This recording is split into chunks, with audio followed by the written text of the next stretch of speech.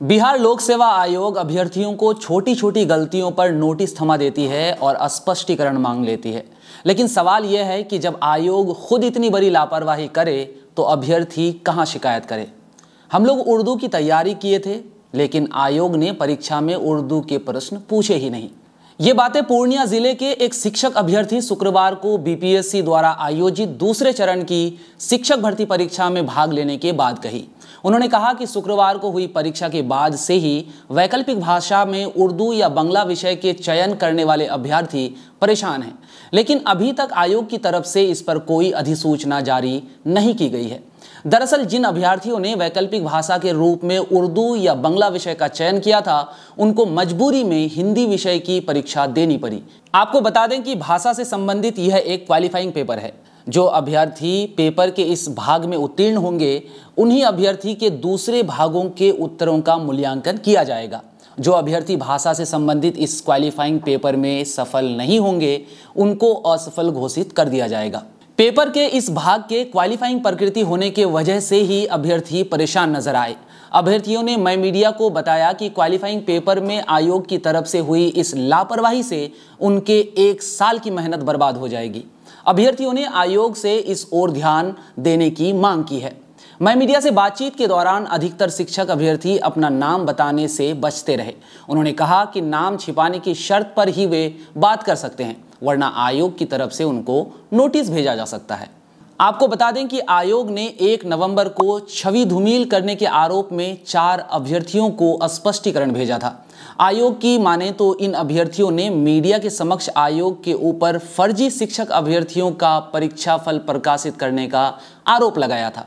बताते चलें कि बिहार लोक सेवा आयोग द्वारा आयोजित दूसरे चरण की शिक्षक भर्ती परीक्षा का आगाज 7 दिसंबर को हो चुका है। शुक्रवार को परीक्षा के बाद से ही अभ्यर्थी लगातार सोशल मीडिया साइट एक्स के माध्यम से आयोग के अध्यक्ष अतुल प्रसाद को टैग कर इस ओर ध्यान देने की मांग कर रहे हैं।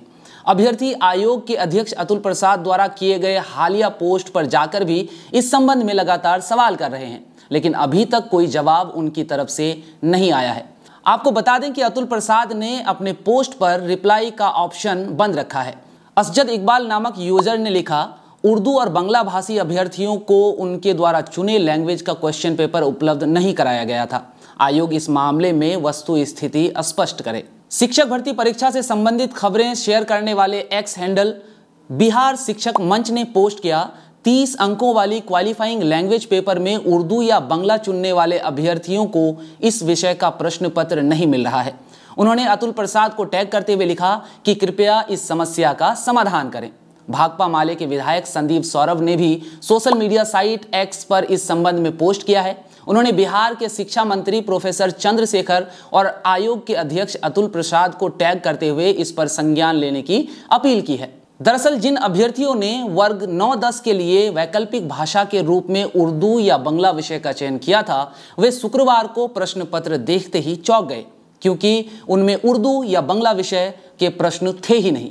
अभ्यर्थियों ने संबंधित परीक्षा केंद्र के केंद्राधीक्षक और जिम्मेदारों से इस संबंध में शिकायत की और उर्दू या बांग्ला विषय वाले प्रश्न पत्रों की मांग की, लेकिन जवाब मिला कि आयोग की तरफ से उसके पास यही प्रश्न पत्र आया है। मजबूरी में अभ्यर्थियों को हिंदी के प्रश्नों के ही उत्तर देने पड़े। आपको बता दें कि आयोग की तरफ से जारी विज्ञापन के अनुसार वर्ग 9-10 से संबंधित प्रश्न पत्र 3 भागों में बटा हुआ है। भाग 1 भाषा के लिए होना था, जिसमें अंग्रेजी तथा हिंदी, उर्दू, बांग्ला भाषा में से किसी एक विषय से प्रश्न पूछा जाना था। इस भाग में 30 प्रश्न थे, जिनमें 8 प्रश्न अंग्रेजी भाषा के तथा 22 प्रश्न हिंदी, बांग्ला तथा उर्दू विषय में से किसी एक विषय से प्रश्न पूछा जाना था। आयोग के अनुसार इस भाग में उत्तीर्ण होने के लिए कम से कम 30% अंक लाना अनिवार्य था। भाषा से संबंधित पेपर के भाग 1 में ही गड़बड़ी हुई। इस भाग में जिन अभ्यर्थियों ने हिंदी, उर्दू या बांग्ला विषय का चुनाव किया था, उनको 8 प्रश्न अंग्रेजी के तथा 22 प्रश्न चुने हुए भाषा से पूछा जाना था, लेकिन शुक्रवार को हुई परीक्षा में 8 प्रश्न अंग्रेजी से और 22 प्रश्न हिंदी भाषा से पूछे गए। उर्दू या बांग्ला भाषा के प्रश्न पूछे ही नहीं गए, जिससे जिन अभ्यर्थियों ने उर्दू या बांग्ला भाषा का चयन किया था, वे परीक्षा के परिणाम को लेकर चिंतित हैं। अभ्यर्थियों को लगा था कि शायद यह एक दिन की गलती है और आयोग अगले दिन की परीक्षा में इस गलती को सुधार लेगी। लेकिन शनिवार को भी उर्दू और बांग्ला प्रश्नों के गायब रहने से परीक्षा में बैठे अभ्यर्थियों को निराशा हाथ लगी। पूर्णिया के अमौर विधायक और एआईएमआईएम के बिहार प्रदेश अध्यक्ष अख्तरुल इमान ने इसे उर्दू व बांग्ला अभ्यर्थियों के साथ सरासर नाइंसाफी बताया। उन्होंने कहा कि वह इस संबंध में जरूरी जानकारी इकट्ठा कर बिहार के शिक्षा मंत्री से मिलकर बात करेंगे। मैं मीडिया ने इस संबंध में विधान परिषद सदस्य और राष्ट्रीय जनता दल के नेता कारी सुहेब से बात की। कारी सुहेब ने बताया कि उन्हें इस संबंध में अभी कोई जानकारी नहीं है। उन्होंने कहा कि वह अपने स्तर पर पता लगाने की कोशिश करेंगे, तभी अपनी प्रतिक्रिया देंगे।